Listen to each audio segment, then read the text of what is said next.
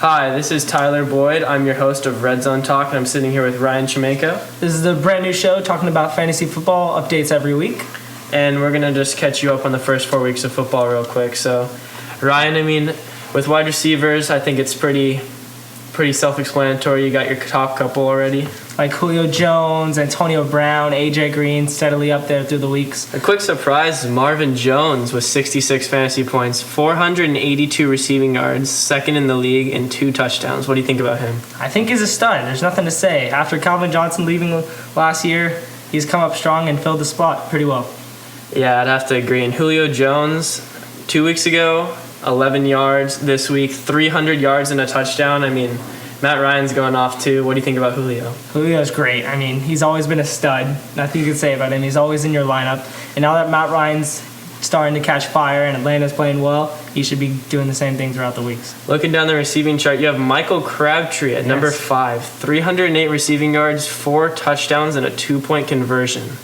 I know. I'm very confused. Amari Cooper looked good last year as a rookie, coming out tough this year. But Crabtree has shown the number 1 wide receiver spot on that team, and Derek Carr loves him.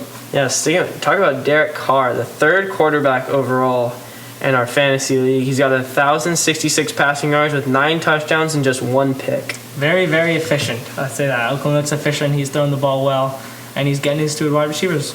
So as we're looking at the quarterback list, we have Matt Ryan at the top of the league, which is kind of a surprise. I'd think a Drew Brees would be there, but Drew Brees is a close second.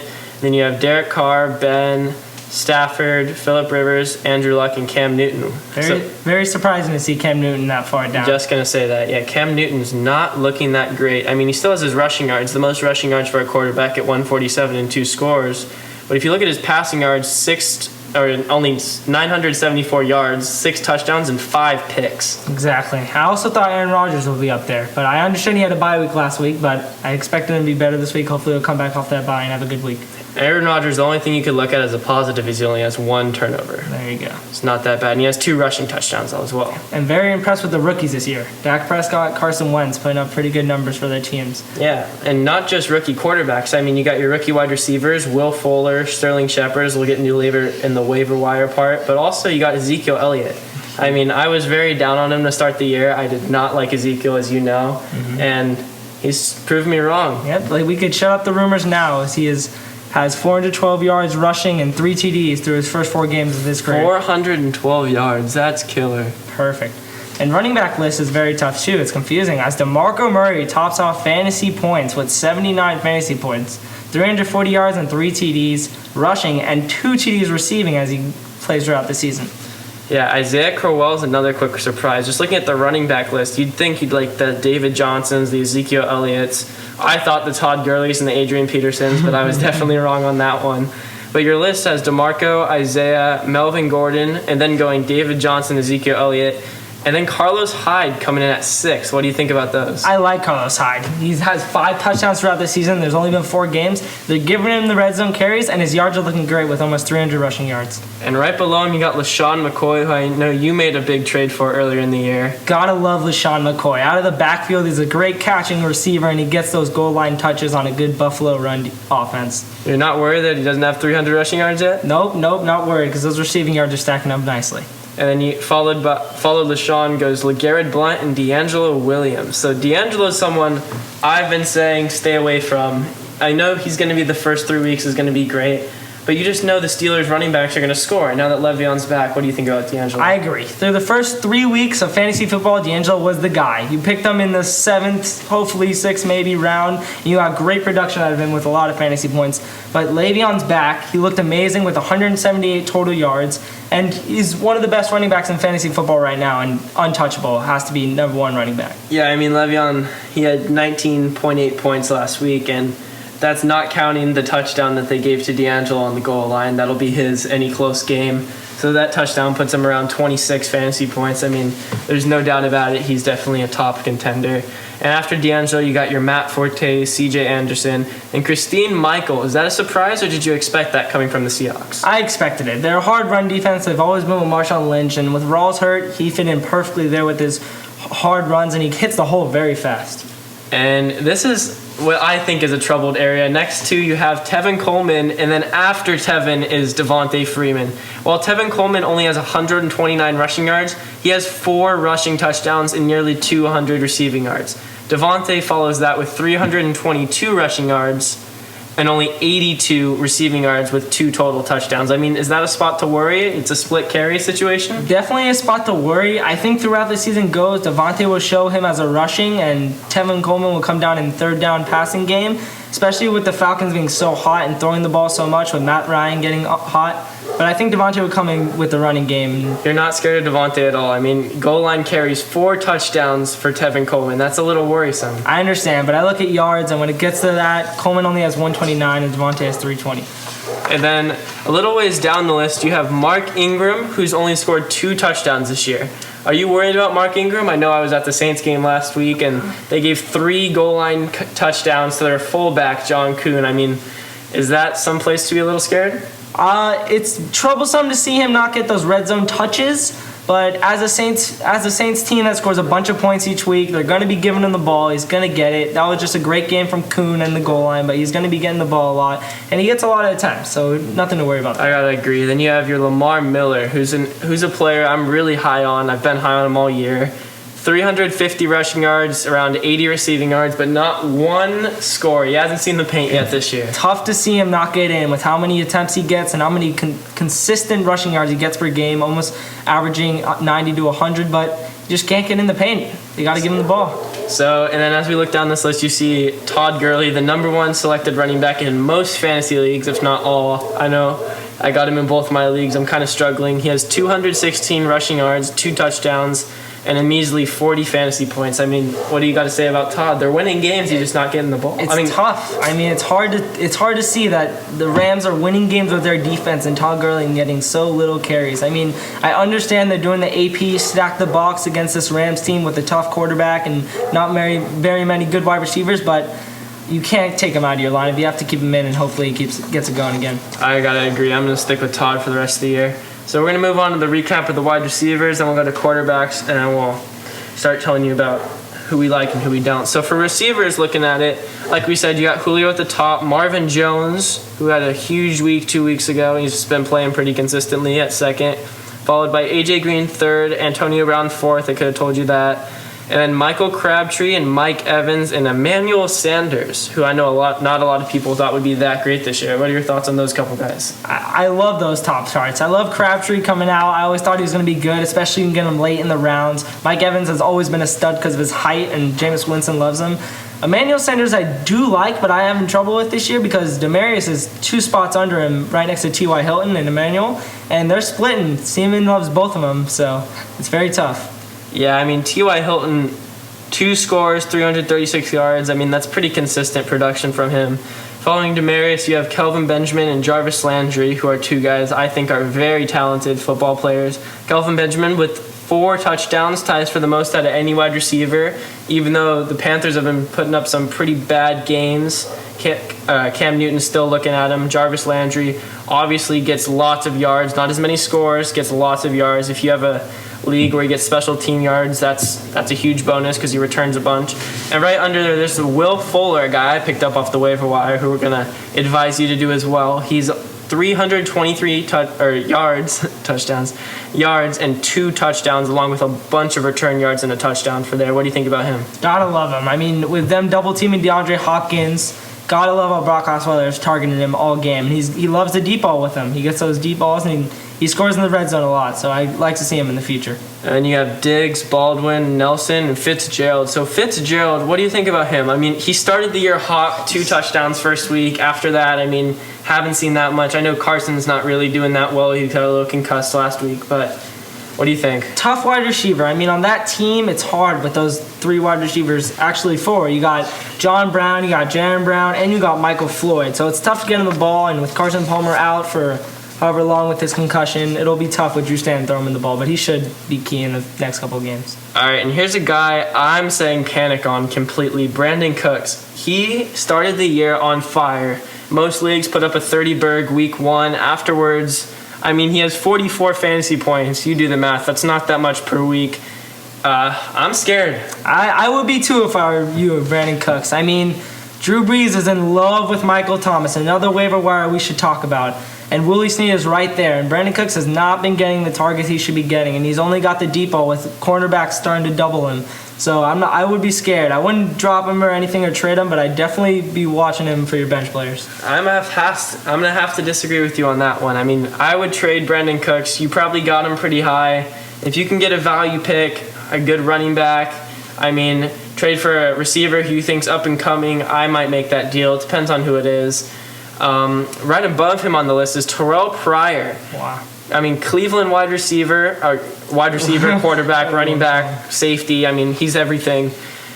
He has 290 receiving yards, a touchdown, but then you go to this passing and rushing. I mean, this guy does everything. I know, it's great. It's great so you can plug into one slot and get all the points for the rest as quarterbacks and running back, and he comes out for a wide receiver. And he's past 2 games, he's been doing great, over 100 receiving yards and a touchdown. It's been looking good, and they're giving him the ball a lot. You see, I'm kind of scared of Terrell, not because he's not talented, just because it's Cleveland. And we know Cleveland, bad things happen with Cleveland. Corey Coleman started the year on fire. He's hurt now. Should be coming back later, but I mean, you're not scared because it's Cleveland? You still? I'm not scared. He's giving in full effort. I mean, you always got to watch out for Cleveland players because injury prone, and also Cleveland isn't ever a winning team, so it might be tough, but I'd keep him in there and see what he can do. Someone you should definitely be worried about is Allen Robinson, going in the second round in most leagues in fantasy football. What do you have to say about that through the year? Well, I think he goes with Blake Bortles, along with Allen Hurns. I know Robinson's more talented, more targeted, but Blake Bortles has not been playing well the first couple of weeks, and last week we kind of saw the Blake Bortles of last year. He went off for over 20 fantasy points. He targeted Allen Robinson a bunch, got a score, got a couple yards. I mean, if Blake Bortles can pick it up, I think Allen Robinson's the guy you keep. I definitely don't think you should trade Allen Robinson. Hurns, maybe, because he's not getting the looks, but I mean, Allen Robinson's the guy who will get better. Yeah, I agree. Allen Robinson you should keep. And then Odell Beckham Jr., where are you with this new kid, Sterling Shepard, getting all the points on that Giants team? What do you have to say for that? Odell has been disappointing this year for me. I mean, there's no doubt about it. He's a top-tier talent. What kind of bothers me is, one, his attitude. I don't know what's going on. I think the corners have found a way to get in his head. I don't know if it's going to hurt his production, help him. I hear he's a competitive guy. I understand that. I think he's kind of got to cool his emotions a little, but that's aside from fantasy. What bothers me is the other 2 receivers he's lining up with. Victor Cruz, Sterling Shepard. Sterling Shepard, a rookie, scoring a lot of fantasy points. I mean, Sterling Shepard's at 40 fantasy points with 263 receiving yards and 2 scores. That's a lot, especially for a rookie. And then you got Victor Cruz, who used to be one of the best receivers in the league. I mean, that's a guy you got to look for as well. So I'd be kind of weary of Odell Beckham. And that's about that. Yeah, I agree. And now for the red-hot quarterback of the 2016 fantasy football, Matt Ryan, outbeating his opponents in quarterback section by over 20 points. What do you have to say about that? Matt Ryan is a guy that I've always thought was good. I've drafted him the last couple years. Hasn't really done that well through the past years, so I was kind of weary on selecting him. But, I mean, he was on our waiver wire. He is a stud. I mean, he's followed by Drew Brees, Derek Carr, as we said. Derek Carr is a guy I really like. I think the Raiders are doing a lot better this year. As we said, Michael Crabtree's having his come-out year. He's always been good, but kind of been in the shadows since that Richard Sherman incident. And he still has Amari Cooper, one of the most talented wide receivers in the league. Has to look for him more.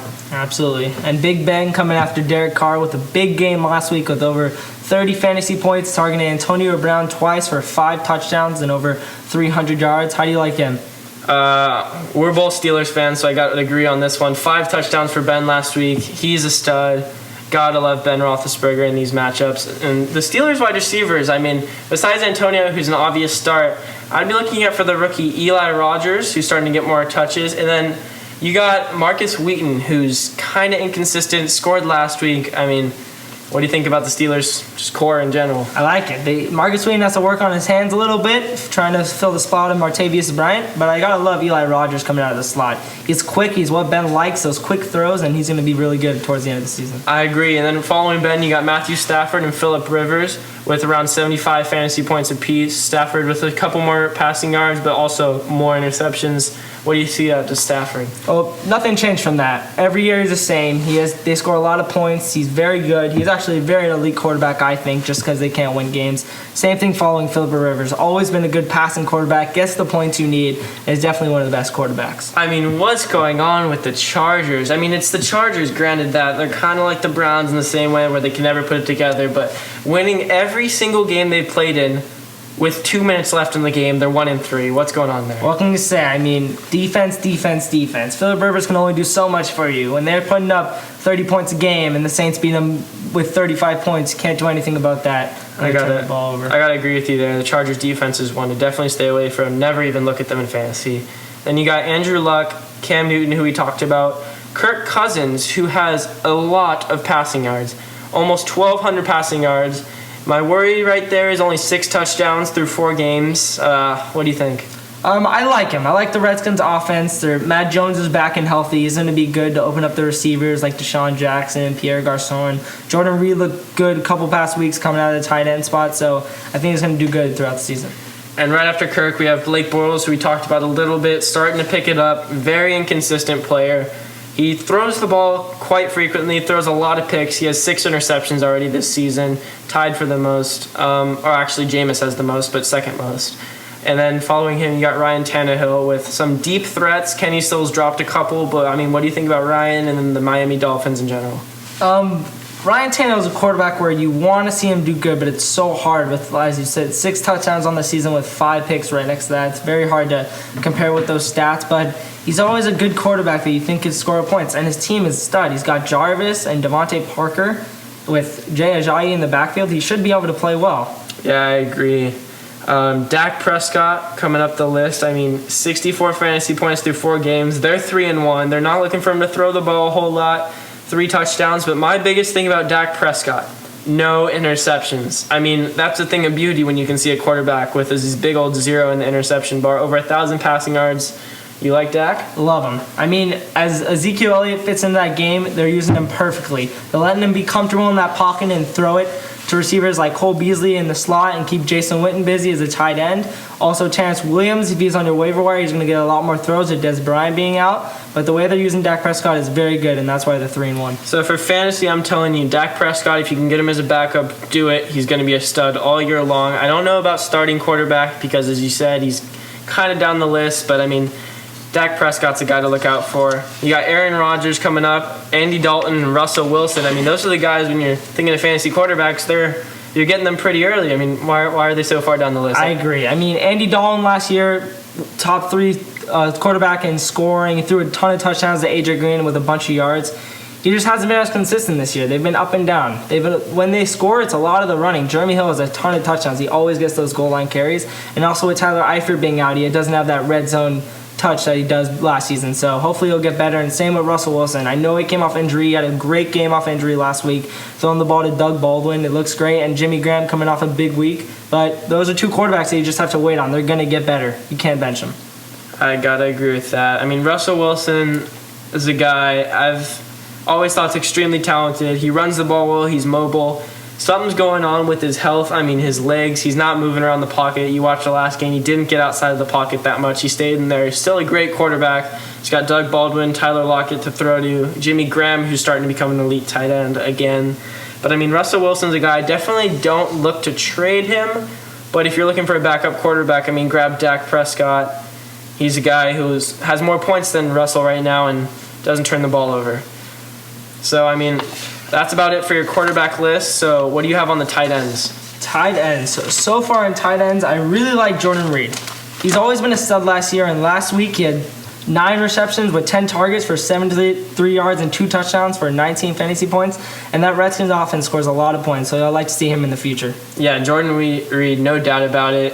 Arguably the best tight end in football right now. And speaking about the best tight ends, Gronkowski, I mean, he's healthy, he's not healthy, he's not scoring, there's no Tom Brady, but Brady's back, everyone's back, Gronk looks healthy. What do you think about Gronk? I like him a lot. With Martellus Bennett coming in pretty well for him, averaging 80 yards receiving and getting a couple of touchdowns, they liked him. But with Tom Brady coming back, new offense, Gronk loves them. They love each other. They'll be fine, and it'll work out very well for Gronk. Yeah, definitely. If you can trade for Gronk, trade for Gronk. I'm saying it right now. I mean, people are kind of scared. He's been active the last couple weeks, hasn't really done anything. I know some of the guys in our league are kind of worried about him, but if you can get Gronkowski, he's going to be the best tight end from week 5 onwards. I agree. And next on my list, we have Greg Olsen with 13 targets and 6 receptions for 76 yards and 1 touchdown last week. Gotta love that production, especially when Carolina getting crushed and Cam Newton being out towards the fourth quarter. He's a great tight end and always been physical. Great tight end to have on your team. Yeah, I gotta agree. Greg Olsen and Kelvin Benjamin are the guys on that Carolina team who I am not afraid of starting in my lineup along with Cam Newton. Cam Newton's rough. I'm starting him no matter what. He's a stud. But I mean, Greg Olsen, Kelvin Benjamin, those are the guys they're targeting. Those are the guys who are scoring the points, and that's going to stay the same way for the whole year. If you have those guys, keep them. If you can trade for them, trade for them. That's it right there. The relief is back when you have Jimmy Graham having 5 receptions for 113 yards. Finally, this guy's always been a stud on the Saints, and he came to the Seahawks with a different formation as a tight end, more of a blocker, but now he's finally getting those receptions. How do you like him in the future? I like Jimmy Graham. The only scary thing I have to say about Jimmy Graham is the fact that he did perform really, really poorly the last couple of years and to start the year. I mean, now he's picking it up. It's great. When everything's going well, I mean, you love to talk good about someone. I would be kind of wary of Jimmy Graham. I would pick up a backup if you can, a little Kyle Rudolph action, Martellus Bennett even. I know he's going to be in a 2 tight end set, but still, Jimmy Graham's a guy to roll with when he's playing well, but if things start going bad for the Seahawks, I don't think he's going to get that many targets. And same thing with that Cleveland talk. Gary Barnidge, last year, fantasy stud, got all the points in the red zone, lots of yards. He had 7 receptions for 57 yards and hasn't been doing that great this week. What do you do about him? I mean, Gary Barnidge kind of goes with the quarterback. Cleveland hasn't had a good quarterback situation. Cody Kessler, I know they even put in Terrell Pryor a little bit. Gary Barnidge, I mean, very, very talented guy. He's not going to get as many points because they don't have a great situation in Cleveland. I'd kind of stay away from him. I mean, I'd go get Jimmy Graham ahead of him. I'd get, obviously, Olsen, Reed, Rudolph. I'd even go Bennett ahead of him. Witten, I'm not loving. I'd still go Witten ahead of him, so I'm not super high on Barnidge right now. And who's this kid, Hunter Henry, on the San Diego Chargers with 4 receptions for 61 yards and a touchdown? How do you feel about him with Antonio Gates not getting the same feel on that team? Antonio Gates, he's a veteran. He's someone who I've liked throughout the years. I think his time's done. They'll probably keep him on the team maybe this year, maybe next year to kind of mentor the guys. But, I mean, his time is up. It's time to move on to a new guy, and this guy's filled his spot pretty nice. I agree. All right. So, for our waiver wires right now, our first waiver wire is Will Fuller with having great games throughout the year. Again, tons of receiving yards with Brock Eisler throwing to him. How do you feel about that? Will Fuller is a guy I picked up in the waiver wire, and I'm not sure if he's still in your league. If he's in your guys' league, I'm telling you, go get this guy right now.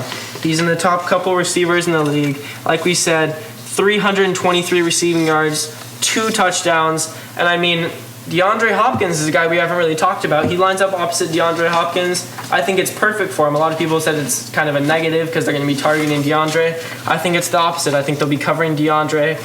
I think he's very similar to a Mohamed Sanu type situation where they look at Julio Jones, double team him, then you have one-on-one with Sanu and these guys like Fuller. They're going to get the deep balls and they're going to score points for your team. I agree. Same thing with Sterling Shepard with Odell and Victor Cruz out there. He's going to be in a lot of waiver wires to pick up, but Eli Manning is targeting him. What would you say about that? Even though he's a rookie, I'm not scared at all. Eli Manning loves his receivers. Eli Manning is an elite quarterback who throws the ball an excessive amount of times, sometimes to a fault. But you love that if you're a fantasy owner. I mean, your receivers, Victor Cruz, Sterling Shepard, Odell Beckham, they're splitting catches. But I mean, if you can grab them right now. I agree. Also with Dontrell Inman on the Chargers, I know it's tough. Phillip Rivers is an elite quarterback. He's always going to give his wide receivers the ball. But Travis Benjamin has not been putting up the points, and he had over 100 yards receiving and a touchdown last game. Do you pick him up or do you keep him on the waiver wire? I got Inman. I'm picking him up no matter what. I mean, Phillip Rivers is a guy who's going to throw the ball like Eli Manning an excessive amount of times. He's going to keep targeting Inman. He's going to keep targeting Benjamin. I wouldn't put any of them as a wide receiver one, any Chargers receiver. Obviously, Keenan Allen would have been if he's still healthy, but wish him a speedy recovery. But, I mean, he's not in right now. So I think you have all Chargers receivers. If you have Inman, Benjamin, you get them off the waiver wire. If they're still there, I mean, they're going to produce. Absolutely. Now, Baltimore Ravens, almost kept the undefeated route going, but lost last week to the Raiders. Now they're 3-1. They have a running back, Terrence West, who had 21 attempts for 113 yards and a touchdown, with Justin Forsett being out. How do you feel about that? The thing I like about West is the fact that you said over 20 attempts. Any running back who gets over 20 attempts, if he's on your waiver wire, pick him up. Doesn't matter if he scored, doesn't matter if he didn't. West, it was a bonus that he performed so well, but I mean, they just dropped Forsett today.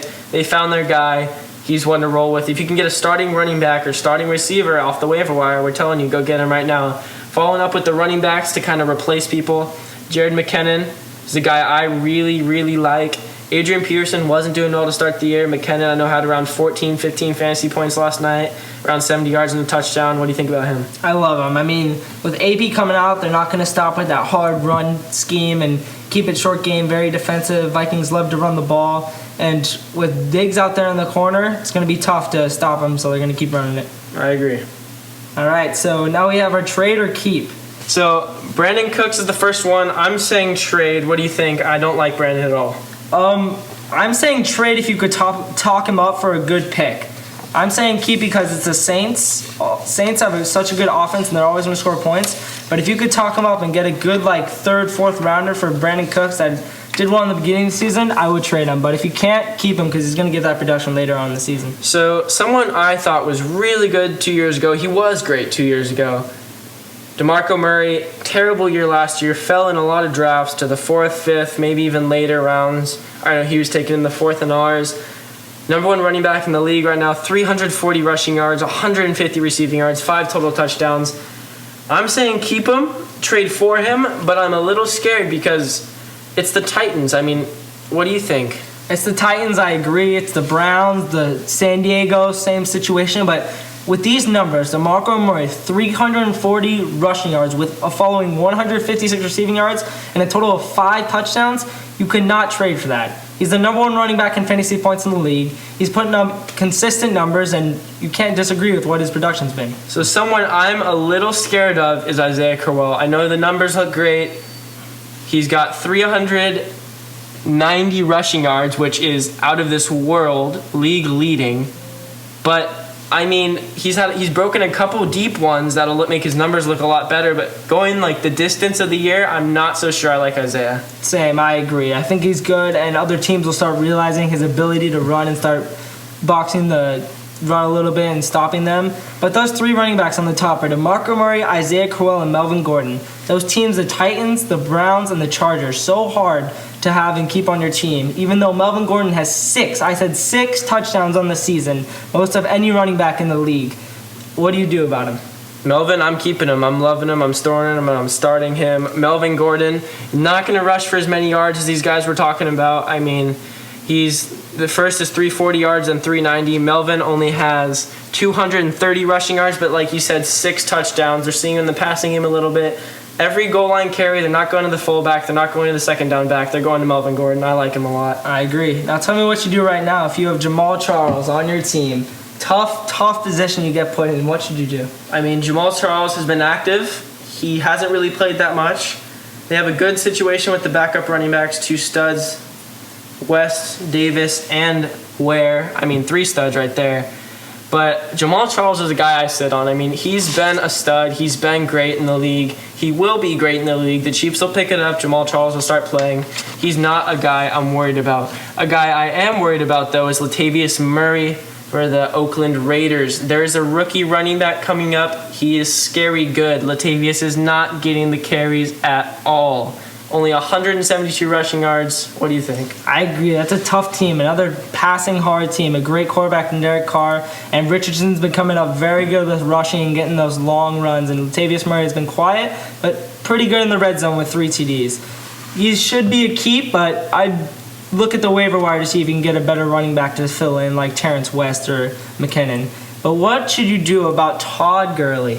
Gurley. Like we said earlier, I'm keeping him. I mean, Todd Gurley's a guy who went drafted early, built your team around him. I was lucky enough to trade for him and draft him in another league. I mean, he's going to pick it up, but I am a little worried because they've been winning games. If they were losing games, I'd say they'd turn around, but the run game, they're winning games. They're probably going to stick to the same formula.